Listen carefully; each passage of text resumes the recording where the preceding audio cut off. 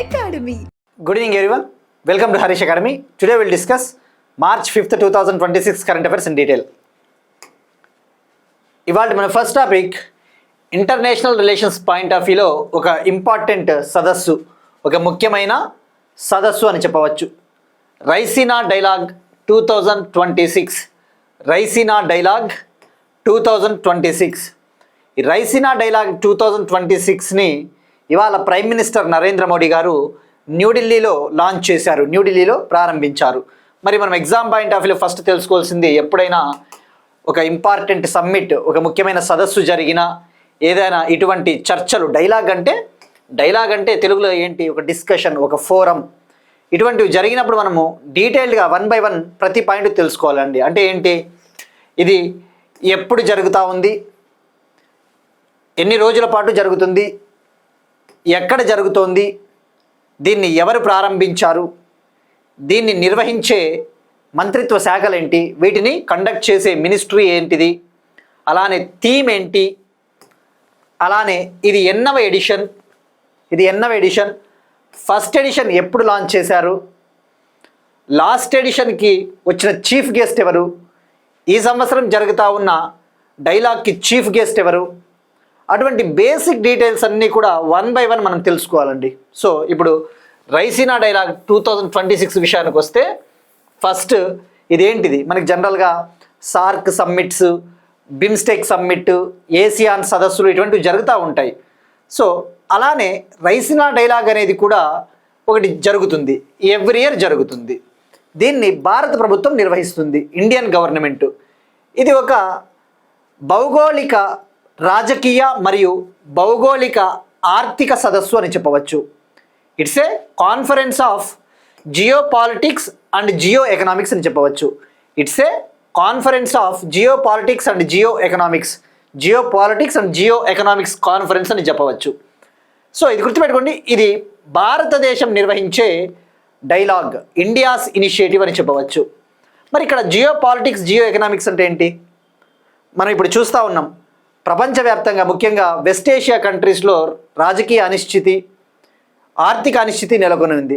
Economic instability, political instability, మొత్తం యుద్ధ వాతావరణ పరిస్థితులు ఉన్నాయి. సో ఈ కాంటెక్స్లో ఈ జియో పాలిటిక్స్, జియో ఎకనామిక్స్ ఇలా ఉండడం వల్ల ఇంటర్నేషనల్ కమ్యూనిటీ, అంతర్జాతీయ సమాజం ఫేస్ చేస్తూ ఉన్న ప్రాబ్లమ్స్, సమస్యలు ఏవైతే ఉంటాయో వాటిని ఎలా ఎదుర్కోవాలి అని చెప్పేసి ఇక్కడ చర్చించడం జరుగుతుంది. ఇంటర్నేషనల్ కమ్యూనిటీ ఫేస్ చేస్తూ ఉన్న ప్రాబ్లమ్స్కి సొల్యూషన్స్ని కనుగొనడం కోసం ఈ డిస్కషన్స్ జరుగుతాయి. సో ఇక్కడ గుర్తుపెట్టుకోండి, ఇది యాన్యువల్ ఎడిషన్, అంటే ఎవ్రీ ఇయర్ జరుగుతుంది, భారత ప్రభుత్వం నిర్వహిస్తుంది. మరి మంత్రిత్వ శాఖ ఏది అంటే మినిస్ట్రీ ఆఫ్ ఎక్స్టర్నల్ అఫైర్స్, విదేశీ మంత్రిత్వ శాఖ. మరి ఫస్ట్ ఎడిషన్ ఎప్పుడు జరిగిందంటే 2016లో జరిగింది. ఎక్కడ జరిగింది, న్యూఢిల్లీ. చివరి ఎడిషన్ 2025 న్యూఢిల్లీలో జరిగింది. ఇప్పుడు 2026 న్యూఢిల్లీలో జరుగుతూ ఉంది. మరి ఇక్కడ మనం ఈ సంవత్సరం జరుగుతూ ఉన్న రైసీనా డైలాగు ఎప్పటి నుంచి ఎప్పటి వరకు జరుగుతుందో తెలుసుకోవాలా. 5th నుంచి 7th మార్చ్ గుర్తుపెట్టుకోండి. ఇది ప్రతి సంవత్సరం కూడా న్యూఢిల్లీలోనే జరుగుతుంది. దీనికి శాశ్వతంగా పర్మనెంట్ వెన్యూ శాశ్వతంగా ఎక్కడ జరుగుతుంది ఇది అంటే న్యూఢిల్లీ. మరి ఇక్కడ మీరు చూస్తే రైసీనా అని పేరు ఎందుకు ఉంది, ఇక్కడ మీరు చూస్తే ఇక్కడ ఒక బిల్డింగ్ ఉంది. రైసీనా అనేది మనం చాలాసార్లు డిస్కస్ చేసుకున్నామండి. న్యూఢిల్లీలో గవర్నమెంట్ ఆఫ్ ఇండియా ఉండే ప్రధాన స్థావరం, ప్రధాన కేంద్రము రైసీనా హిల్స్ అని ఉంటాయి. రైసీనా హిల్స్, రాష్ట్రపతి భవను, మొన్నటి వరకు అడ్మినిస్ట్రేషన్ పరిపాలన కొనసాగించిన నార్త్ బ్లాకు, సౌత్ బ్లాక్, ఇవన్నీ కూడా రైసీనా హిల్స్ ఆ ప్రాంతంలోనే ఉంటాయి. ఇప్పుడు నార్త్ బ్లాక్ని, సౌత్ బ్లాక్ని వెకేట్ చేసి కర్తవ్య భవన్లోకి, సేవా తీర్థ్ కాంప్లెక్స్లోకి మన ఇండియన్ అడ్మినిస్ట్రేషన్ తరలి వెళ్ళిందని చెప్పేసి తెలుసుకున్నాం. సో రైసీనా హిల్స్ ఎక్కడ ఉంది, New Delhi.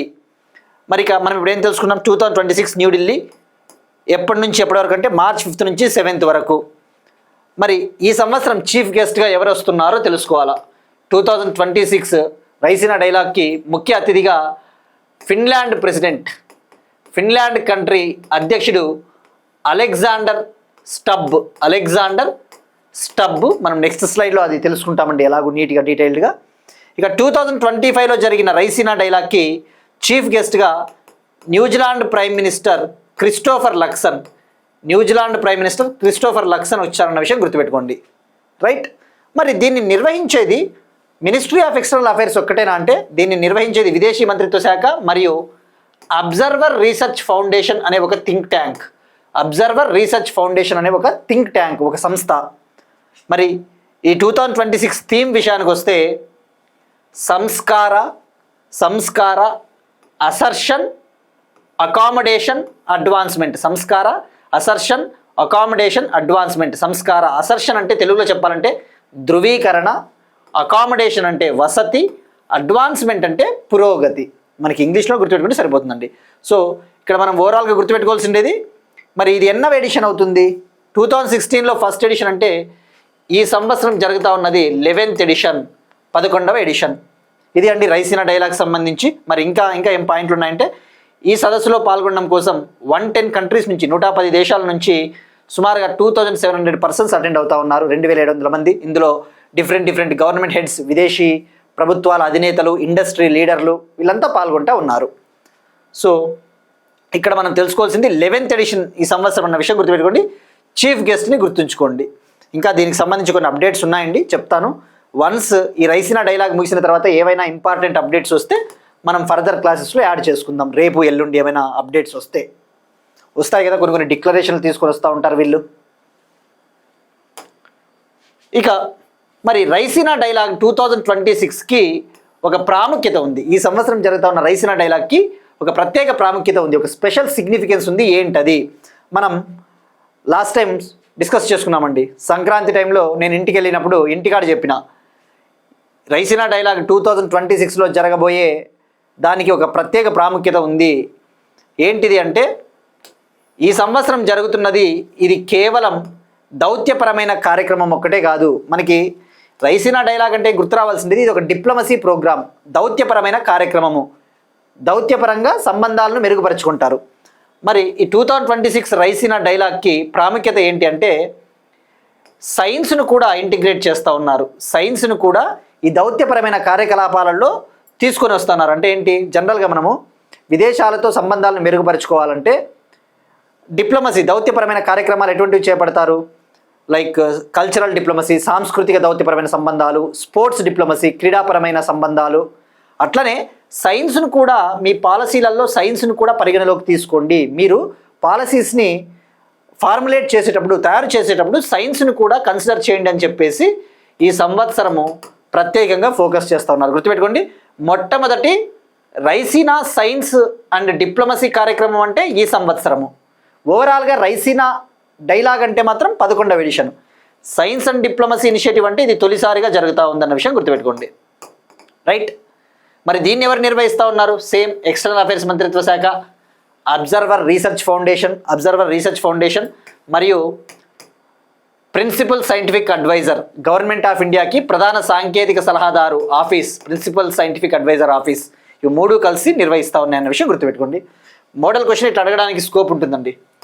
Raisina science diplomacy programme 2026 కోసం ఏ రెండు సంస్థలు కలిసి పనిచేస్తూ ఉన్నాయి అంటే రైసీనా సైన్స్ డిప్లొమసీ ఇనిషియేటివ్ 2026 కోసం ఎక్స్టర్నల్ అఫైర్స్ మంత్రిత్వ శాఖ మరియు office of the principal scientific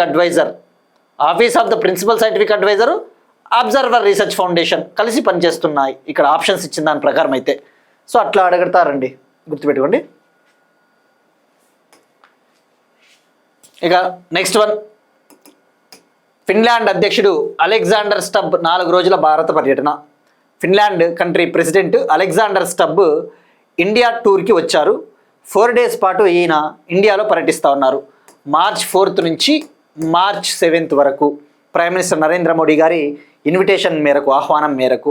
so first మనం ఇక్కడ తెలుసుకోవాల్సింది ఫిన్లాండ్ ఇది యూరోపియన్ యూనియన్లో మెంబర్. యూరోపియన్ యూనియన్లో 27 కంట్రీస్ ఉంటాయని చెప్పేసి మనం తెలుసుకున్నాం. దీని హెడ్ క్వార్టర్స్ బెల్జియంలోని బ్రస్సెల్స్ అని చెప్పేసి కూడా చాలాసార్లు తెలుసుకున్నాం. మరి ఇక్కడ మీరు చూస్తే ఫిన్లాండ్, దీని క్యాపిటల్ రాజధాని వచ్చేసి హెల్సింకి, రైట్.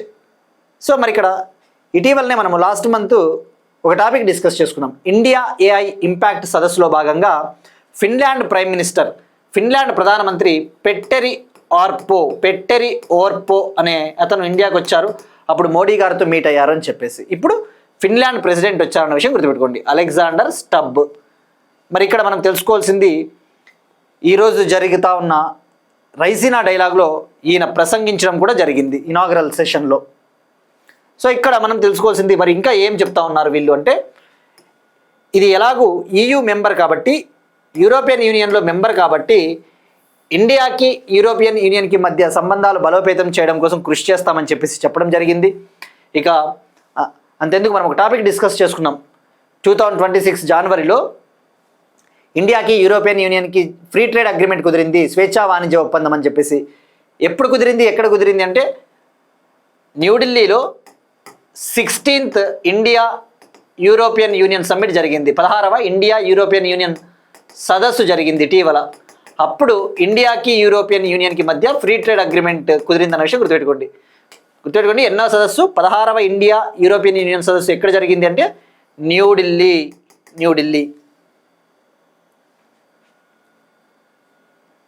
మరి ఇక వన్స్ ఇతని పర్యటన ముగిసిన తర్వాత ఏమైనా హైలైట్స్ ఉంటే డెఫినెట్లీ యాడ్ చేస్తామండి. ప్రస్తుతానికైతే ఈయన చీఫ్ గెస్ట్గా రైసీనా డైలాగ్కి వచ్చారు కాబట్టి డెఫినెట్లీ ఇవాళ తెలుసుకోవాలి దీని గురించి. నెక్స్ట్ వన్, పాలిటిక్స్ సంబంధించి లోక్సభ ప్రివిలేజెస్ కమిటీకి అధ్యక్షత వహించనున్న బీజేపీ నాయకుడు, BJP MP Ravi Shankar Prasad. Lok Sabha privileges కమిటీకి అధ్యక్షత వహించనున్న బీజేపీ నాయకుడు, BJP MP Ravi Shankar Prasad. Lok Sabha privileges committee అంటే తెలుగులో చెప్పాలంటే సభా హక్కుల కమిటీ. ఈ సభా హక్కుల కమిటీకి బీజేపీ ఎంపీ రవిశంకర్ ప్రసాద్ గారు చైర్మన్గా వ్యవహరించబోతున్నారు. Is going to act as a chairman for this committee. మరి ప్రివిలేజెస్ కమిటీని ఎవరు ఏర్పాటు చేశారంటే లోక్సభ స్పీకర్ ఓం బిర్లా గారు. మరి ఇక్కడ తెలుసుకోవాల్సింది ఏంటిది, ఇది ప్రివిలేజెస్ కమిటీ. ప్రివిలేజెస్ అంటే ఏంటి, మనం పాలిటీలో చదువుతాం పార్లమెంటరీ ప్రివిలేజెస్ అని చెప్పేసి. అంటే ఇవి సభా హక్కులు.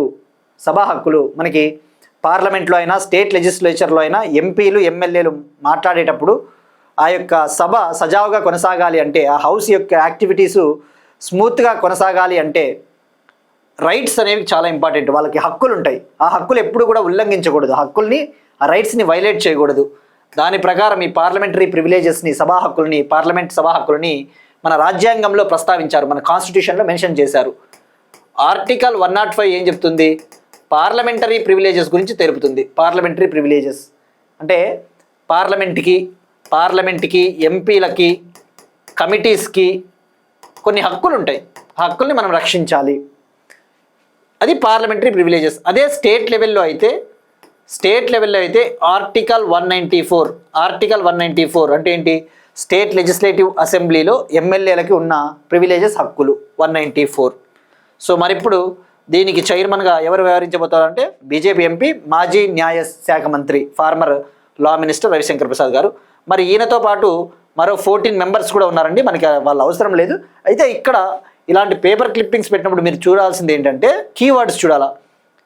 మిగతా మెంబర్లలో మీరు చూస్తే ఇక్కడ బీజేపీ వాళ్ళతో పాటు కాంగ్రెస్ వాళ్ళు ఉన్నారు, డిఎంకే పార్టీ వాళ్ళు, తృణమూల్ కాంగ్రెస్, వేరే పార్టీల వాళ్ళు, సమాజ్వాదీ పార్టీ మెంబర్స్ కూడా ఉన్నారు. అంటే ఏంటి, దీన్ని బట్టి అర్థమవుతుంది, వాడు రేపొద్దున స్టేట్మెంట్లలో అడగొచ్చు.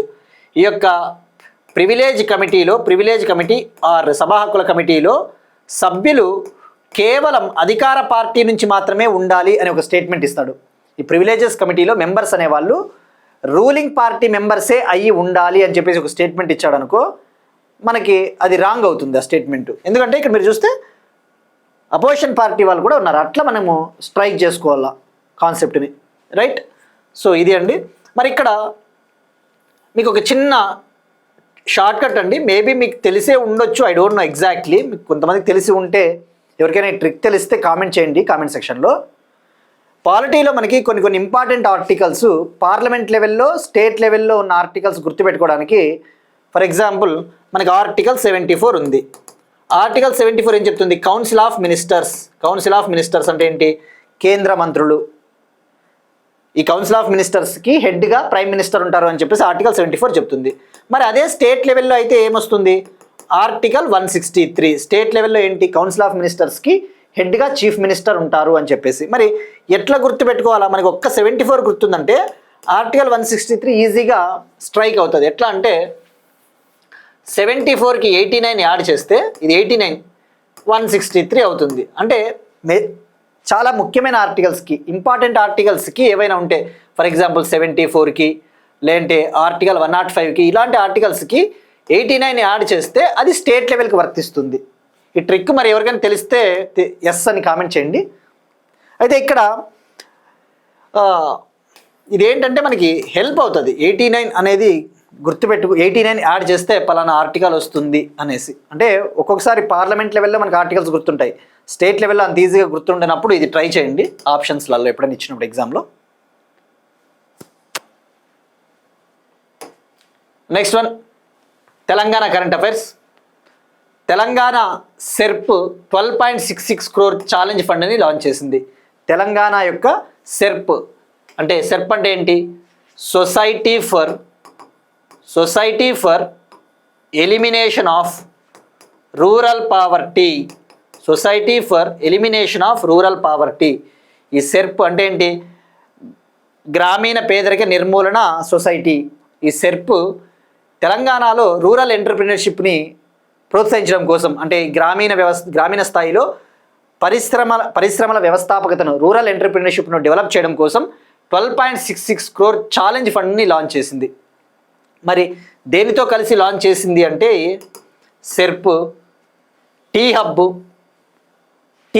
మరియు వీ హబ్ మరియు బిట్స్ పిలానీ హైదరాబాద్తో కలిసి ఈ ఛాలెంజ్ ఫండ్ని లాంచ్ చేయడం జరిగింది. మరి ఇందులో భాగంగా రూరల్ లెవెల్లో 300 రూరల్ ఉమెన్కి, రూరల్ యూత్కి ఎంటర్ప్రినర్షిప్ ఆపర్చునిటీస్ కల్పిస్తారు గ్రామీణ స్థాయిలో. సో మరి ఇక్కడ తెలుసుకోవాల్సింది ఏంటి అంటే, మనకి జనరల్గా ఇక్కడ ఒక్కొక్క టర్మ్ తీసుకుంటే, టీ హబ్ అంటే ఏంటి, ప్రపంచంలోనే అతిపెద్ద startup incubator, world's largest startup incubator T hub. ఇక వీ హబ్ అనేది ఎప్పుడు లాంచ్ చేసింది తెలంగాణ ప్రభుత్వం, వీ హబ్ని తెలంగాణ ప్రభుత్వం 2018లో లాంచ్ చేసింది. ఏంటిది ఇది, మహిళలకు పారిశ్రామిక అవకాశాలు కల్పించే ఒక ఇంక్యుబేటర్, ఉమెన్కి ఎంటర్ప్రినర్షిప్ ఆపర్చునిటీస్ కల్పించే ఒక స్టార్టప్ ఇంక్యుబేటర్. ఇండియాలోనే మహిళల కోసం మొట్టమొదటిసారిగా ఒక ఇంక్యుబేటర్ను లాంచ్ చేసిన రాష్ట్రం తెలంగాణ. ఇండియాలోనే ఫస్ట్ టైం ఉమెన్ కోసం డెడికేటెడ్ ఇంక్యుబేటర్ని లాంచ్ చేసిన స్టేట్ తెలంగాణ అన్న విషయం గుర్తుపెట్టుకోండి. సో మరి ఇక్కడ మీరు చూస్తే, ఇక ఇండియాలో ఈ యొక్క గ్రామీణ పేదరికాన్ని నిర్మూలించడం కోసం NRLM అనేది ఒక స్కీమ్ కూడా ఉంది, నేషనల్ రూరల్ లైవ్లీవుడ్ మిషన్. దీన్ని 2011లో లాంచ్ చేశారు. ఏ మంత్రిత్వ శాఖ, మినిస్ట్రీ ఆఫ్ రూరల్ డెవలప్మెంట్, గ్రామీణాభివృద్ధి మంత్రిత్వ శాఖ 2011లో. మరి దీని పేరుని NRLMని 2015లో Deen Dayal Antyodaya Yojana national rural livelihood మిషన్గా మార్చారు. రైట్, సో ఇది గుర్తుపెట్టుకోండి. NRLM అనేది ఇది ఒక సెంట్రల్లీ స్పాన్సర్డ్ స్కీమ్ అన్న విషయం గుర్తుపెట్టుకోండి. కేంద్ర ప్రాయోజిత పథకము అంటే ఏంటి, కేంద్ర ప్రాయోజిత పథకం, సెంట్రల్లీ స్పాన్సర్డ్ స్కీమ్ అంటే ఆ యొక్క పేదరికాన్ని నిర్మూలించడానికి సెంట్రల్ గవర్నమెంట్ కొన్ని ఫండ్స్ ఇస్తుంది, స్టేట్ గవర్నమెంట్స్ కూడా నిధులు పెట్టుకోవాలి. ఇది అండి, సరిపోతుంది మనకి ఇన్ఫర్మేషన్. సో NRLM గుర్తుపెట్టుకోండి, ఇది centrally sponsored scheme, ministry of rural development. Next one, Andhra Pradesh current affairs. Andhra Pradesh government ఇంద్రధనస్సు అనే ఒక స్కీమ్ని లాంచ్ చేసింది. ఇంద్రధనస్సు పథకాన్ని లాంచ్ చేసిన ఆంధ్రప్రదేశ్ ప్రభుత్వం. మరి ఏంటిది పథకం ముఖ్య ఉద్దేశం, దివ్యాంగులకు ఉచిత బస్సు ప్రయాణాన్ని అందించనున్న ఏపీఎస్ఆర్టీసీ మార్చ్ 18 నుంచి దివ్యాంగులకు ఫ్రీ బస్ ట్రావెల్ను ప్రొవైడ్ చేయనున్న Andhra Pradesh state road transport corporation. మరి ఇటీవల మనం ఒక టాపిక్ డిస్కస్ చేసుకున్నాం, ఆంధ్రప్రదేశ్ ప్రభుత్వము మహిళల కోసం ఉచిత బస్సు పథకాన్ని, స్త్రీ శక్తి పథకాన్ని లాంచ్ చేసింది అని చెప్పేసి. మరి ఇప్పుడు ఆ ఉచిత బస్సు పథకాన్ని దివ్యాంగులకు కూడా అంటే పర్సన్స్ విత్ డిజేబిలిటీ వాళ్ళకు కూడా కల్పించాలని చెప్పేసి దీన్ని లాంచ్ చేయడం జరిగింది. మార్చ్ 18న అధికారికంగా అఫీషియల్గా చీఫ్ మినిస్టర్ చంద్రబాబు నాయుడు గారు దీన్ని లాంచ్ చేయబోతూ ఉన్నారు. సో ఈ కాంటెక్స్లో తెలుసుకోవాల్సింది ఏంటి ఇది అసలు. మరి ఈ ఇంద్రధనస్సు స్కీమ్లో భాగంగా దివ్యాంగులకి 5 రకాల బస్సులలో 5 టైప్స్ ఆఫ్ బస్సెస్లో ఫ్రీ ట్రావెల్ కల్పిస్తారు, ఉచిత ప్రయాణం. అవి సిటీ ఆర్డినరీ, సేమ్ అండి, స్త్రీ శక్తి బస్సులే. City ordinary, metro express, Palle Velugu, ultra Palle Velugu, express services 5 రకాలు. ఇక మిగతా బస్సులలో అంటే సూపర్ లగ్జరీ ఏసీ బస్సులు అటువంటి వాటిలలో వాళ్ళకి దివ్యాంగులకి 50% రాయితీ ఉంటుంది, 50% సబ్సిడీ. సో ఇక్కడ మరి అంతర్జాతీయంగా దివ్యాంగులకు ఏమైనా దినోత్సవం ఉందా అంటే అంతర్జాతీయ దివ్యాంగుల దినోత్సవాన్ని మనం every year December 3rd celebrate చేసుకుంటాం. Every year December 3rd international day of persons with డిజేబిలిటీని మనం సెలబ్రేట్ చేసుకుంటాం. సో మరి ఇప్పుడు ఎవరు ఎలిజిబుల్ ఈ ఇంద్రధనుస్సు పథకం కింద, ఏ దివ్యాంగులు అర్హులు అంటే rights of persons with disability act 2016, rights of persons with disabilities act 2016 కింద ఎవరైతే 40% లేదా అంతకంటే ఎక్కువ వైకల్యం కలిగి ఉంటారో వాళ్ళు అర్హులు. Rights of persons with disabilities act 2016 కింద సెక్షన్ 2 సబ్ క్లాస్ ZC కింద ఎవరైతే 40% ఆర్ మోర్ డిజేబిలిటీ ఉంటారో వాళ్ళు ఎలిజిబుల్ అనే విషయం గుర్తుపెట్టుకోండి. నెక్స్ట్ వన్, సైలెంట్ వ్యాలీ జాతీయ ఉద్యానవనంలో 2 కొత్త వానపాము జాతులు. సైలెంట్ వ్యాలీ నేషనల్ పార్క్లో 2 న్యూ ఎర్త్వోమ్ స్పీషీస్ వానపాము జాతుల్ని సైంటిస్టులు రీసెర్చర్స్ కనుగొన్నారు. సో ఇక్కడ గుర్తుపెట్టుకోవాల్సింది మనకు డైరెక్ట్గా first silent valley national park అంటే కేరళ వెస్టర్న్ ఘాట్స్లో ఉంటుంది. మరి ఇక్కడ మనం తెలుసుకోవాల్సింది ఎప్పుడైనా వార్తల్లో ఉన్నప్పుడు వాటి పేర్లేంటి, వాటి ఫ్యామిలీ ఏ కుటుంబానికి చెందినవి. 2 న్యూ ఎర్త్వోమ్ స్పీషీస్, అవి 2 డిఫరెంట్ జీనస్కు చెందినవి. జీనస్ అంటే మనము బయాలజీలో చదువుతాం కదండి, టాక్సోనామికల్ క్లాసిఫికేషన్ అని చెప్పేసి. బయాలజీలో టాక్సోనామికల్ క్లాసిఫికేషన్ అంటే జంతు వర్గీకరణ, మొక్కల వర్గీకరణలో చదువుతారు. ఫైలం, కింగ్డమ్, ఫ్యామిలీ అట్లా ఉంటాయి కొన్ని, మనకు అవసరం లేదు, అండర్స్టాండింగ్ కోసం నేను చెప్తున్నా. సో ఇప్పుడు ఈ 2 కొత్త వానపాము జాతులు ఏ కుటుంబానికి చెందినవి అంటే మొనిలి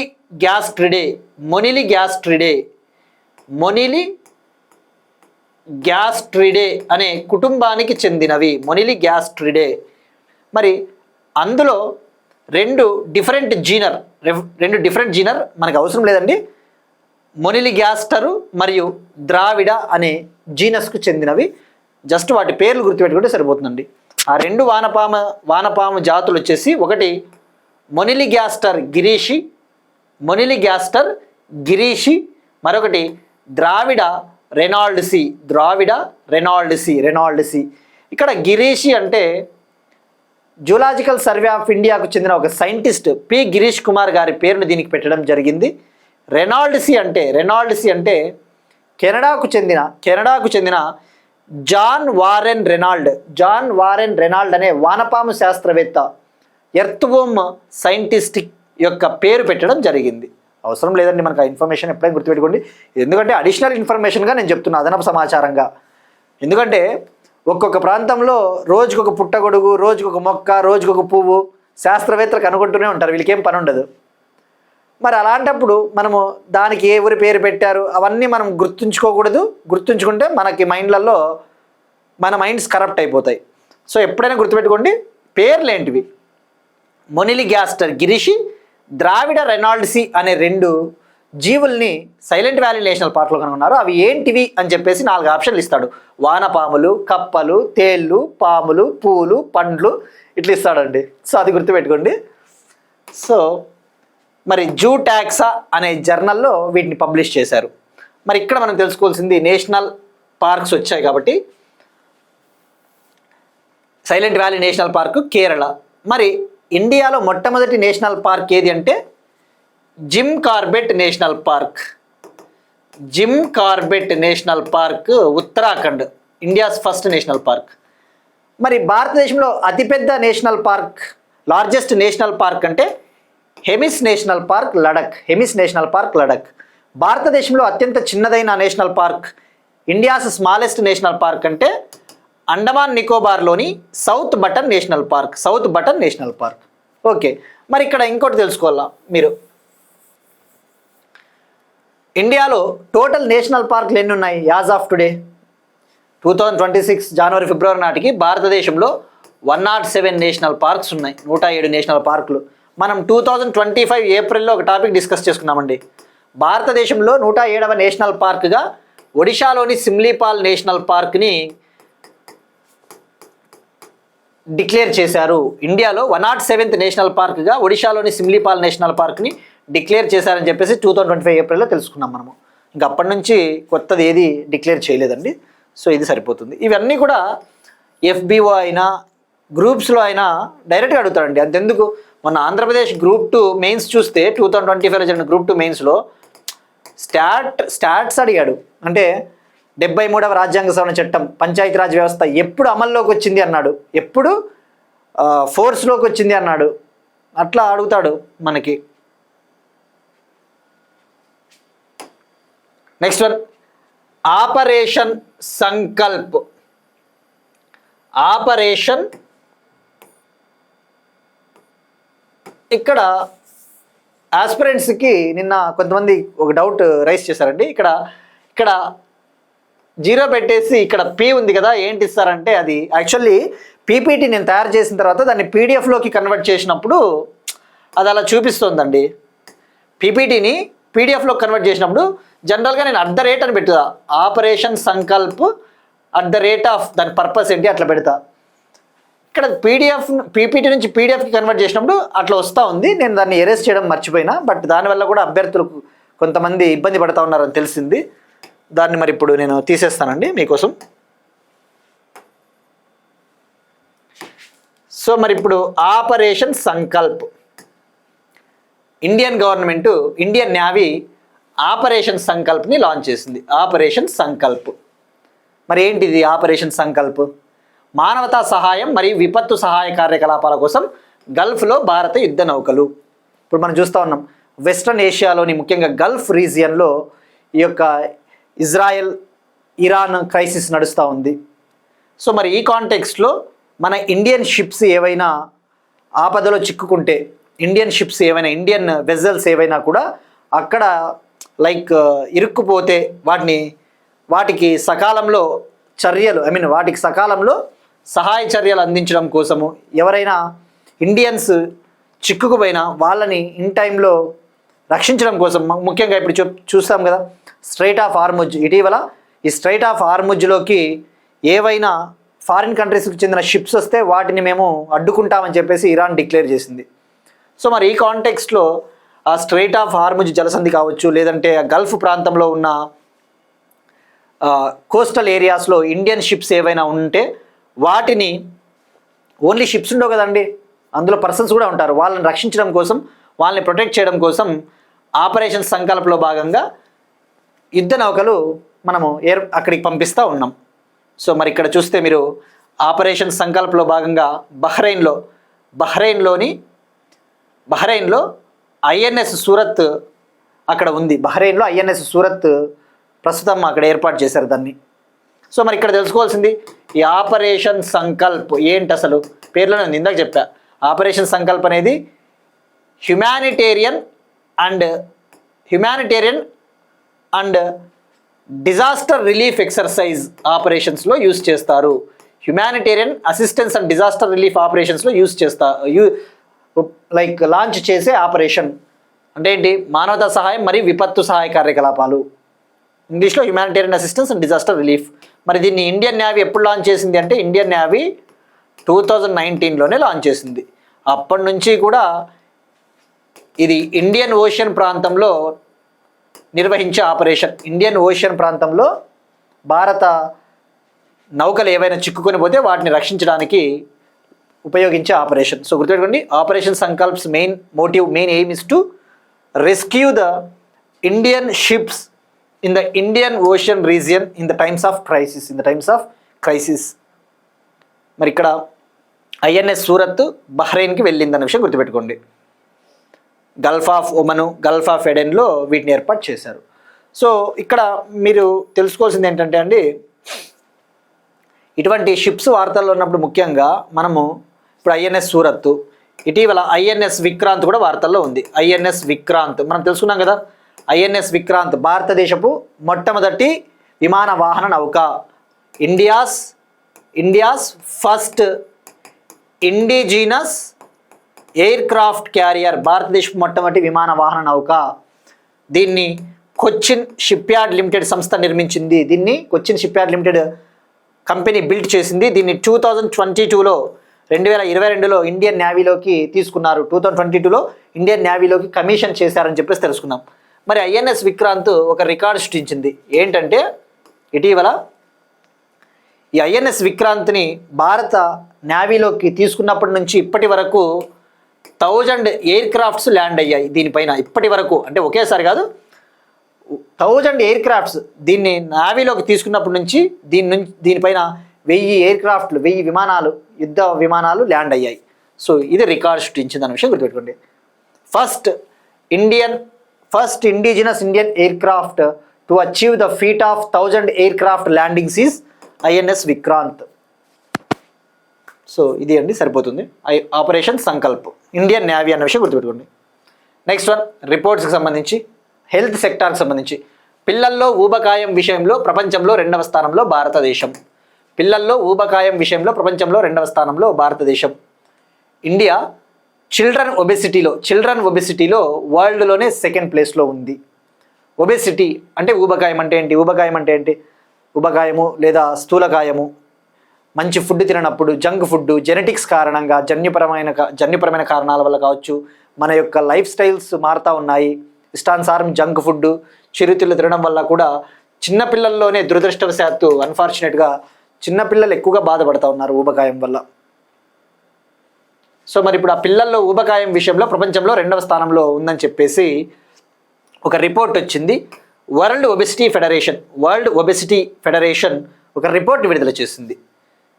ఆ రిపోర్ట్ పేరు world obesity atlas 2026. World obesity atlas 2026 ఎప్పుడు రిలీజ్ చేశారంటే నిన్న రిలీజ్ చేశారు. నిన్న March 4th world obesity day, అంతర్జాతీయ స్థూలకాయ దినోత్సవం, వరల్డ్ ఒబెసిటీ డే అన్న విషయం గుర్తుపెట్టుకోండి. March 4 అన్న విషయం గుర్తుపెట్టుకోండి. మరి ఈ రిపోర్ట్ ఏం చెప్తా ఉంది అంటే ప్రపంచంలో చిన్నపిల్లలు ఎవరైతే ఉన్నారో ప్రపంచంలోనే బాల్య స్థూలకాయ విషయంలో చిల్డ్రన్ ఒబెసిటీ విషయంలో ఫస్ట్ ప్లేస్లో చైనా ఉంది. చైనాలో 3.3 crore 3.3 కోట్ల మంది చిన్నారులు స్థూలకాయంతో బాధపడుతూ ఉన్నారు, ఊబకాయంతో.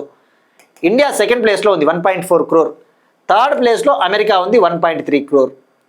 ఇక అలానే హై బాడీ మాస్ ఇండెక్స్ తీసుకుంటే, బాడీ మాస్ ఇండెక్స్ అంటే ఏంటండి?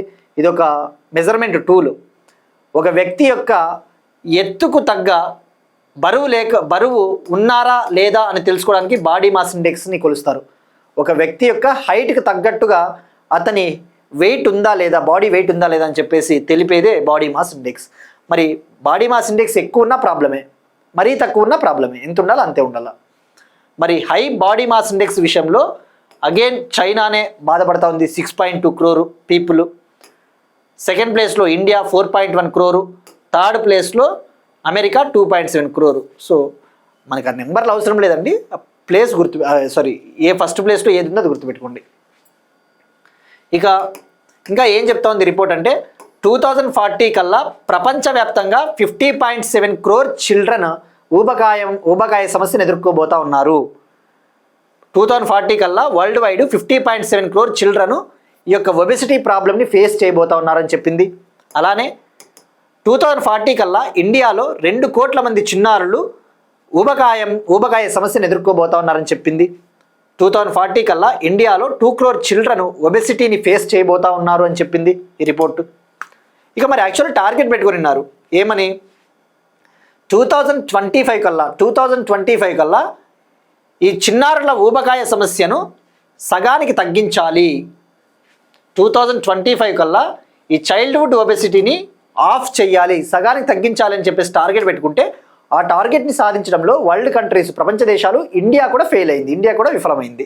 మరి ఇప్పుడు కొత్త టార్గెట్ పెట్టుకున్నారు, 2030కి పెట్టుకున్నారు. ఇట్లుంటాయండి ఈ టార్గెట్లు.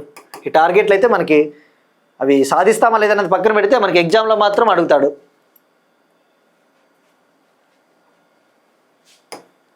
నెక్స్ట్ వన్, కల్చర్కి సంబంధించి సాంస్కృతిక అంశాలు 16వ శతాబ్దపు సెయింట్ తిరుమన్కై ఆల్వార్ విగ్రహాన్ని భారతదేశానికి తిరిగిచ్చిన ఆష్మోలియన్ మ్యూజియం.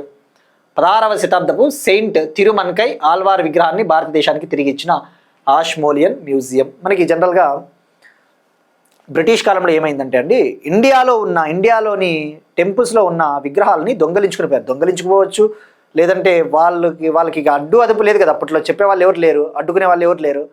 వాళ్ళు ఏం చేసినారు, వాళ్ళ దేశాలకు తరలించుకొని పోయినారు. సో అట్లా మన సాంస్కృతిక సంపద తరలిపోయింది అప్పట్లో. సో అందులో ఒకటి సెయింట్ తిరుమన్కై ఆల్వార్ స్టాచ్యూ. ఇది 16th సెంచరీకి చెందిన ఆల్వార్ స్టాచ్యూ. ఇప్పుడు భారతదేశానికి రిటర్న్ చేసింది ఇంగ్లాండ్కు చెందిన ఆష్మోలియన్ మ్యూజియం, యూనివర్సిటీ ఆఫ్ ఆక్స్ఫర్డ్కి చెందిన ఆష్మోలియన్ మ్యూజియం. మరి ఇది బ్రాంజ్ ఐడల్, గుర్తుపెట్టుకోండి, కాంస్య విగ్రహము. ఎవరిది? తిరుమంకై ఆల్వార్. మరి ఇది ఒరిజినల్గా ఏ టెంపుల్లో ఉన్నిందంటే, ఒరిజినల్గా తమిళనాడులోని సౌందరరాజా పెరుమాళ్ టెంపుల్, తమిళనాడులోని సౌందరరాజా పెరుమాళ్ టెంపుల్లో ఈ విగ్రహం ఉన్నింది. 1967లో ఆ మ్యూజియంకి తరలి వెళ్ళిపోయింది. రైట్. సో ఇది సరిపోతుంది మనకి, information is more than enough. ఇంతకు మించి ఏం అడగదు ఎగ్జామ్లో. ఆష్మోలియన్ మ్యూజియం ఏ కంట్రీ, ఏ స్టాచ్యూ ఎవరికి ఇచ్చారు అట్లా. అయితే మీరు హిస్టరీ ఇప్పుడు మిడివల్ హిస్టరీకి లింకప్ చేసుకోవాలండి. ఇప్పుడు ఫిలిమ్స్లు రాబోతూ ఉన్నాయి. ఇక్కడ మిడివల్ హిస్టరీలో మనము మధ్య భారతదేశ చరిత్రలో భక్తి ఉద్యమం చదివినప్పుడు ఆల్వార్లు నైనార్లు గురించి చదువుతాం. ఆల్వార్స్ నైనార్లు 6th 9th సెంచరీ ఏడీలలో 6వ శతాబ్దము 9వ శతాబ్దము ఆ టైంలో భక్తి ఉద్యమం బాగా నడిచింది. ఆ భక్తి ఉద్యమ సమయంలో ఆల్వార్లు వైష్ణవాన్ని బాగా వ్యాప్తి చెందించారు, వైష్ణవిజంని బాగా ప్రమోట్ చేశారు. ఆల్వార్లు ఎంతమంది ఉంటారంటే 12. ఆల్వార్లు ఆర్ నథింగ్ బట్ వాళ్ళు భక్తి ఉద్యమకారులు. సెయింట్ అంటే ఏంటి? దూతలు అన్నట్టుగా అర్థం వస్తుంది. మరి మనకి ఎగ్జామ్లో గుర్తుపెట్టుకోవాల్సింది ఆల్వార్లు ఎంతమంది అంటే 12. మరి ఇక్కడ మిడివల్ హిస్టరీలో ఇంకొక 2 పాయింట్లు తప్పకుండా తెలుసుకుందామండి ఆల్వార్ల గురించి. వైష్ణవిజంలో దివ్య దేశములు అని ఉంటాయి.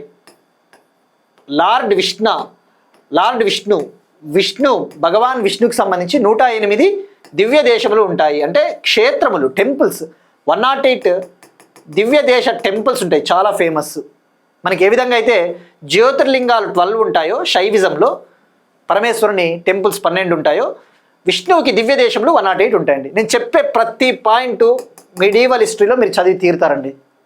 ఇదేదో మళ్ళీ రిలీజియస్ టాపిక్ అనుకోవద్దండి. 100కి 1000% నువ్వు మిడివల్ హిస్టరీలో చదువుకోకుండా పోతే ఎగ్జామ్లో బిట్టుపోతుంది. దివ్య దేశంలో 108 ఉంటాయి. మరి వీళ్ళు ఈ 12 మంది ఆల్వార్లు నాలాయిర దివ్య ప్రబంధం అని చెప్పేసి ఒక గ్రంథం రాశారు. నాలాయిర దివ్య ప్రబంధం అంటే ఏంటిది? విష్ణువుకి సంబంధించిన పోయమ్స్ కలెక్షన్. ఇందులో 4000 తమిళ్ వర్సెస్ ఉంటాయి. వర్సెస్ అంటే పద్యాల టైపు, శ్లోకాల టైపు. ఎన్ని ఉంటాయి? 4000 తమిళ శ్లోకాల టైపు. ఎవరు రచించారు అంటే ఈ 12 మంది ఆల్వార్లు. అందులో ఆ ఒక ఆల్వారే సెయింట్ తిరుమంకై ఆర్ తిరుమంగై, తమిళ్లో తిరుమంగై అని కూడా పిలుస్తారు. మరి ఈ నాలాయిర దివ్య ప్రబంధాన్ని, మనకి ప్రస్తుతం అందుబాటులో ఉన్న దివ్య ప్రబంధాన్ని ఎవరు రచించారు అంటే నాథముని అనే ఒక సెయింట్. ఆ 9th సెంచరీ ఏడి ఆ టైంలో, 6th నుంచి 9th సెంచరీ ఏడి ఆ టైంలో ఆ 12 మంది ఆల్వార్లు రచించిన నాలాయిర దివ్య ప్రబంధాన్ని ఈయన మళ్ళీ రచించాడు, కంపైల్ చేశాడు. సో ఇది ప్రతి పాయింట్ ఇంపార్టెంట్, గుర్తుపెట్టుకోండి.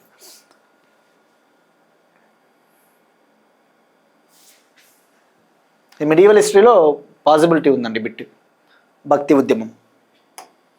నెక్స్ట్ వన్ అగైన్ కల్చర్కి సంబంధించి అన్నమయ్య జిల్లాలో తెలుగు శాసనాలు గుర్తింపు.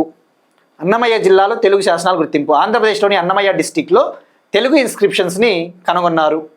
ఎవరు అంటే చరిత్రకారుడు మైనాస్వామి ఆధ్వర్యంలోని బృందం, హిస్టారియన్ మైనాస్వామి టీము.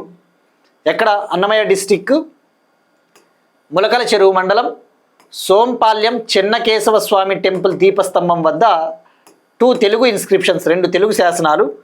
మరి మనం తెలుసుకోవాల్సింది, ఎప్పుడైనా ఇన్స్క్రిప్షన్స్ కనుగొన్నప్పుడు అవి ఎవరి కాలానికి చెందినవి, అవి ఏ భాషలో ఉన్నాయి, వాటిపైన ఏమి రాశారు, ఏమి లిఖించారు, అటువంటి బేసిక్ డీటెయిల్స్. ఇక్కడ మరి ఈ 2 తెలుగు ఇన్స్క్రిప్షన్స్లో ఒకదానిపైన ఒక ప్లేస్లో శ్రీ జయాభ్యుదయ అని ఉంది, మరొక ప్లేస్లో జయ సంవత్సరం, మరొక ఇన్స్క్రిప్షన్లో జయ సంవత్సరం అని ఉంది. గుర్తుపెట్టుకోండి. మరి ఇవి ఎవరి కాలానికి చెందినవి అంటే విజయనగర కాలానికి చెందినవి. విజయనగర కాలం, విజయనగర పీరియడ్. విజయనగర ప్రభు అచ్యుత దేవరాయలు 1529 నుంచి 1542లో ఈ ఇన్స్క్రిప్షన్స్ని రాయించారు. కరెక్ట్గా చెప్పాలంటే 1534 AD అని చెప్పవచ్చు. సో గుర్తుపెట్టుకోండి, విజయనగర కాలము. అయితే ఇక్కడ మరి అగైన్ మిడీవల్ హిస్టరీ కొద్దిగా తెలుసుకుందాం, 1-2 పాయింట్లు ఎక్కువద్దు. విజయనగర కాలం, విజయనగర డైనాసిటీ రాజవంశం ఎప్పుడు ఏర్పాటైంది? 1336 ADలో హరిహర బుక్క, హరిహర 1, బుక్క 1 అనే 2 అన్నదమ్ములు ఈ రాజ్యాన్ని ఏర్పాటు చేశారు. వీళ్ళ గురువు వచ్చేసి విద్యారణ్య స్వామి. మరి విజయనగర డైనాసిటీ అంటేనే గుర్తొచ్చేది మనకి శ్రీకృష్ణదేవరాయలు కదా. మరి విజయనగర డైనాసిటీ, ఈ హరిహర బుక్క ఏ డైనాసిటీ అంటే సంగమ వంశం, సంగమ రాజవంశం. విజయనగరాలో 4 డైనాసిటీలు ఉంటాయండి. సంగమ, సాలువ, తులువ, ఆరవీటి. చివరిది ఆరవీటి, మొదటిది సంగమ. సంగమ, సాలువ, తులువ, ఆరవీటి. శ్రీకృష్ణదేవరాయలు తులువ డైనాసిటీకి చెందిన వాళ్ళు అన్న విషయం గుర్తుపెట్టుకోండి. శ్రీకృష్ణదేవరాయలు, తులు ఫేమస్ కదా, సో అట్లా గుర్తుపెట్టుకోండి. మీకు లింక్ ఇంకొకసారి ట్రిక్ ఏదంటే, తులు మనకి చాలా ఫేమస్. తులు అనేది చాలా ఫేమస్ కదా, మ్యాంగ్లూరు అక్కడ ఎక్కువగా మాట్లాడతారు. అంతేందుకు మన విజయ్ దేవరకొండని మ్యారేజ్ చేసుకున్న రష్మిక మందన, ఆమె కూడా తులు.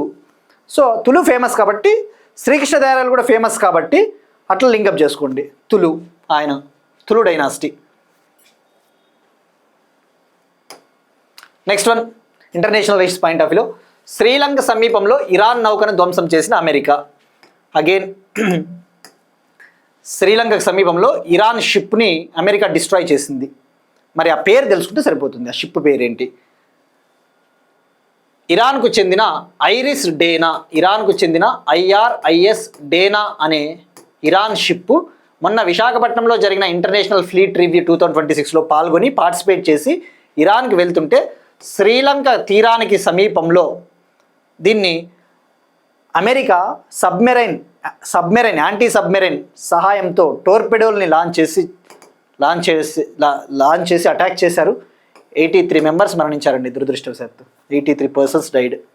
అంటే ఒక అంతర్జాతీయ యుద్ధాల వల్ల ఎంత ప్రాణ నష్టం అనేది మీకు అర్థమవుతుంది. 83 మంది మరణించారు, 32 మంది శ్రీలంక నేవీ రక్షించింది. సో గుర్తుపెట్టుకోండి, IRIS డేనా ఆ షిప్ పేరు, డైరెక్ట్గా అడుగుతాడు.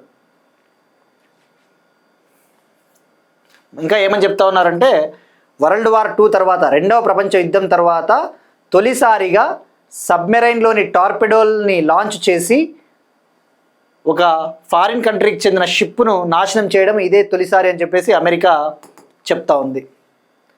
For the first time since world war 2, America destroyed foreign ship using torpedo attack.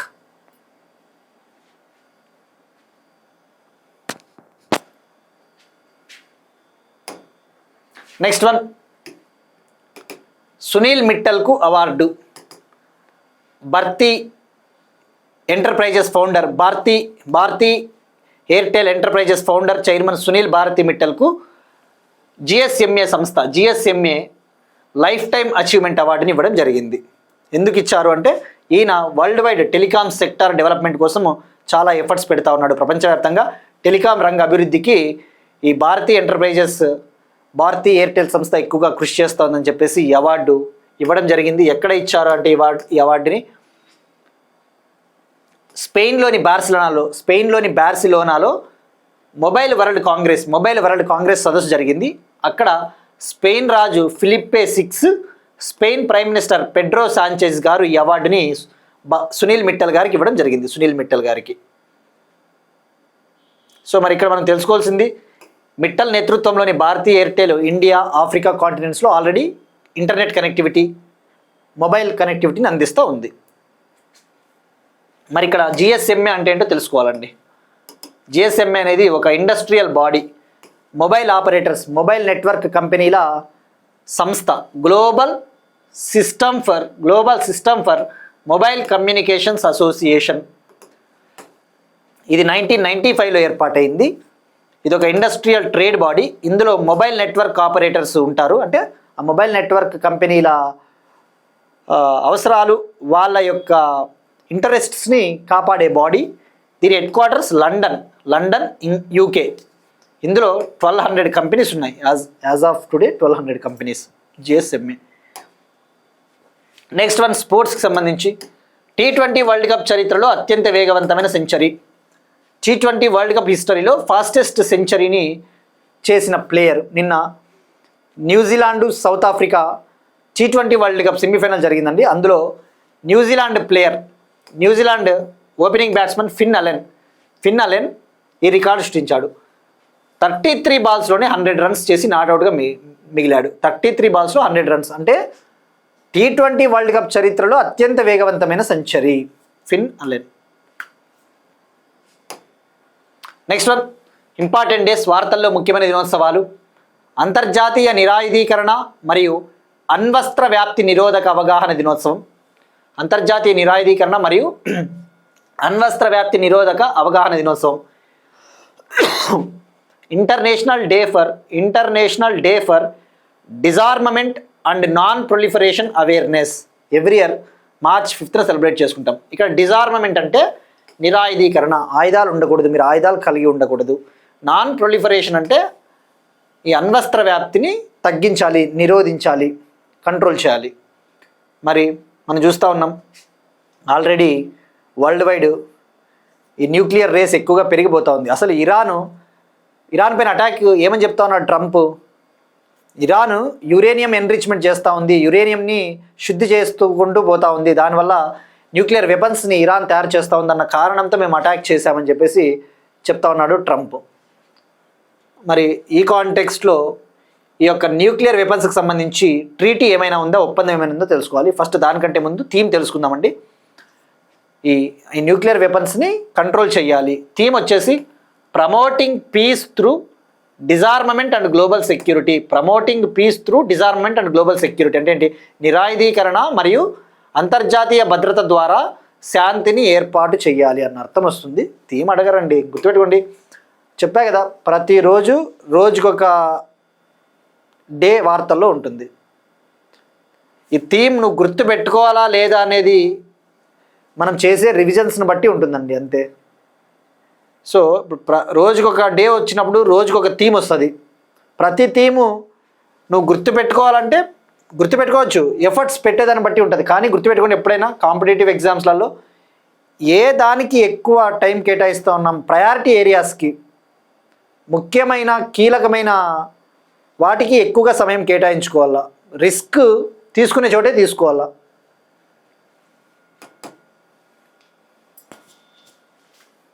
So theme మరి ఒకవేళ అడిగాడు అనుకో మళ్ళీ చెప్పలేదు అని ఉండకూడదు, కాబట్టి మనం చెప్పాలా. కానీ చదివేటప్పుడు మాత్రం కరెంట్ అఫైర్స్ మనము చదివినట్లల్లా ఉంటుందండి. కరెంట్ అఫైర్స్ చెప్పినాం కదా, ఓషియను.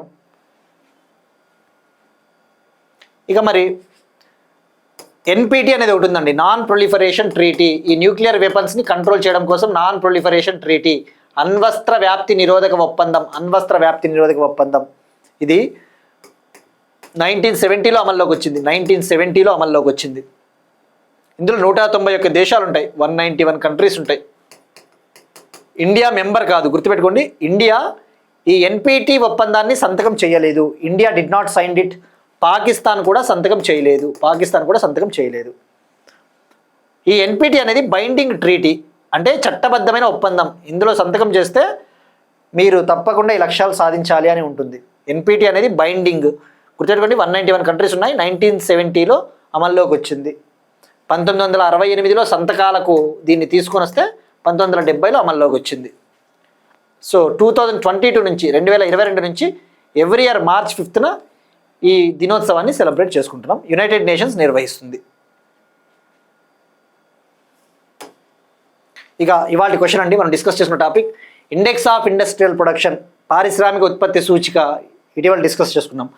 మరి దీనికి కొత్త బేస్ ఇయర్ ఏంటి మనం డిస్కస్ చేసుకున్నాం. ఆ బేస్ ఇయర్ ఏంటి, ఈ ఐఐపిని ఏ సంస్థ విడుదల చేస్తుంది, ఏ మంత్రిత్వ శాఖ, మరి ఈ ఐఐపిలో ఎన్ని రంగాలు ఉంటాయి అంటే మైనింగు ఇట్లాంటివి ఉంటాయి కదా, ఎన్ని సెక్టార్లు ఉంటాయి అవి ట్రై చేయండి. ఇక నిన్నటి question, UN global road safety champion, road ప్రమాదాల పట్ల అవగాహన తీసుకురావాలి, రోడ్డు భద్రత పట్ల అవగాహన తీసుకురావాలని చెప్పేసి యునైటెడ్ నేషన్స్ సచిన్ టెండూల్కర్ని అపాయింట్ చేసింది. ఈయన ఐ వేర్ ఏ హెల్మెట్ అనే ఒక వీడియోని కూడా రిలీజ్ చేశారు, ఐ వేర్ ఏ హెల్మెట్. ఇవి ఇవాళ కరెంట్ అఫైర్స్. మనం ఒకసారి క్విక్గా రికాప్ చేద్దాం.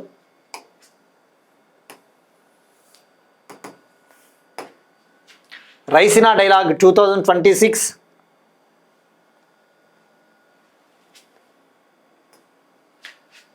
Raisina science diplomacy dialogue, Finland అధ్యక్షుడు అలెగ్జాండర్ స్టబ్ 4 రోజుల భారత పర్యటన, లోక్సభ ప్రివిలేజెస్ కమిటీకి అధ్యక్షత వహించనున్న BJP MP Ravi Shankar Prasad, 12.66 crore challenge fund launch చేసిన Telangana SERP, Indradhanussu scheme Andhra Pradesh, silent valley national పార్క్లో 2 కొత్త వానపాము జాతులు, operation Sankalp Indian navy, world obesity atlas 2026, saint Thirumangai Alvar విగ్రహం,